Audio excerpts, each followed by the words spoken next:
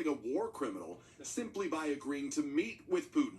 This summit meeting is a tremendous gift to Vladimir Putin. The president striking an optimistic tone. I think President Putin will make peace. I think President Zelensky will make peace. The president is framing today's summit with Vladimir Putin as, in his words, a chess game. And if all goes well today, the leaders are expected to share the stage for a joint news conference this evening. But President Trump also suggested if the meetings go south, if it goes poorly here, he's prepared to show up at the news conference alone and then head straight home. Savannah? All right, Peter, thanks. We will have the very latest on today's summit tonight on Nightly News. Tom Yamas will be live from Alaska, also covering the live coverage of the expected Trump-Putin news conference when and if it happens later tonight. Meanwhile, the Trump administration further cementing its takeover of D.C. law enforcement last night by stripping decision-making authority from its police chief and handing it to the head of the DEA. Attorney General Pam Bondi naming Terry Cole as Emergency Police Commissioner of the Metropolitan Police Department.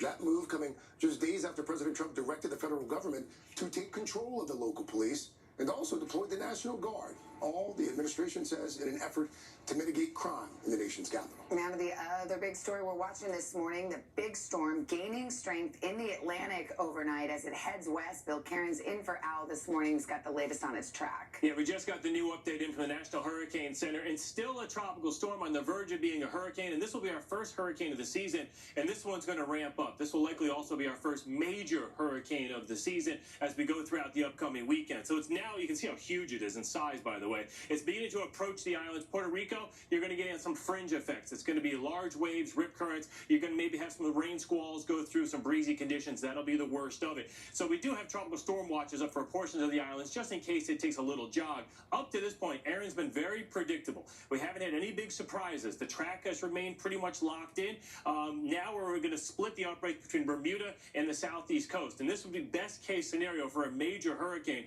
because it wouldn't make a direct landfall in any land areas. Our computer models are in excellent agreement too, so no surprises there. They are all pretty much taking it either near Bermuda or safely just to in between the coast of the southeast and Bermuda. And notice it easily misses New England and areas of Nova Scotia. So far, so good, but we still have very dangerous beach conditions for at least a week as we go throughout all of, Monday through Friday. Yeah. All right, Bill, thank you. Good to see, though, it's still so far off the coast. Some good news there. We'll come back to you in just a bit. Meanwhile, if you